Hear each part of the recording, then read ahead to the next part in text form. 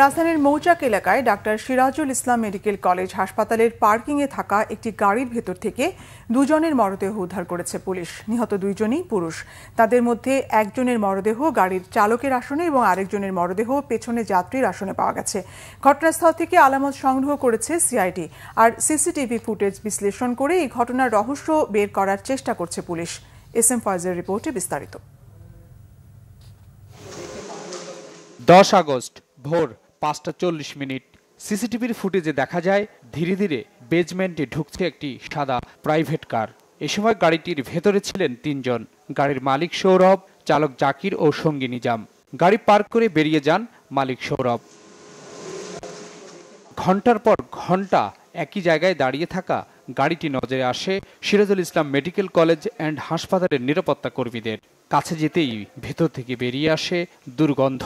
12 ঘন্টা 24 ঘন্টা যখন পেরিয়েছে গাড়িটা কেন যাচ্ছে না, তখন আমরা রেজিস্টার খাতায় চেক করি দেখে আজকে আমাদের সিকিউরিটি ইনচার্জ উনি নিজে গিয়ে ওখানে দেখলো যে 2 জন লোক শুয়ে আছে। তখন আমি তাদেরকে বাইরে থেকে ডাক দেওয়ার পরে তারা কোনো সাড়া দেয় না দেওয়ার পরে যখন আমি দরজার ধরে টান দিই তখন পিছনের দরজাটা খুলে যায়। যাওয়ার পর আমি ওনাদের ডাকার চেষ্টা করি, ডাকার পর দেখি কোনো সাড়া দিচ্ছে না।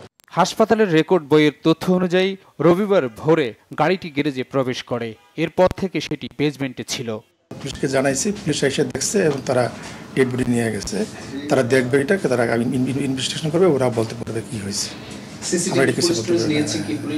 হ্যাঁ, সিসিটিভি দেখছে ওরা, দেখে ওরা যে পয়েন্টগুলো দরকার সেগুলো নিচ্ছে। খবর পেয়ে ঘটনাস্থলে আসে র্যাব, পুলিশ ও সিআইডি। গাড়ির ভিতর থেকে বের করা হয় দুজনের লাশ।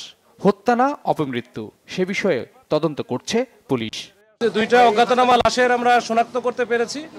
আমরা বাদবাকি আমরা সিসি ক্যামেরা থেকে শুরু করে আমাদের যে টুলসগুলো আছে আমরা ব্যবহার করে আমরা এটা ফুল থরলি একটা ইনভেস্টিগেশন করতেছি। করার পরে আসলে বুঝতে পারবো এটার কি হয়েছে। তাহলে 3 জন ছিল না?